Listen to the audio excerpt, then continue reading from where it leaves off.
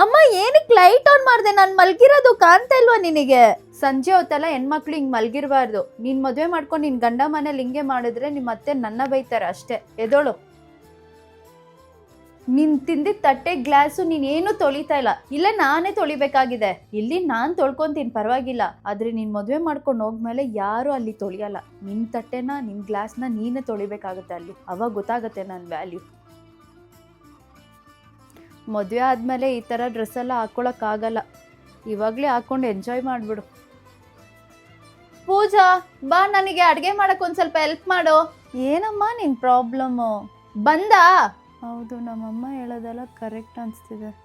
ಇವಾಗ ನನಗೆ ಹೊಟ್ಟೆ ನೋವು ಜ್ವರ ಬಂದರೆ ಈ ಮನೇಲಿ ಇಷ್ಟು ಬೇಕಾದರೂ ನಾನು ರೆಸ್ಟ್ ಮಾಡ್ಬೋದು.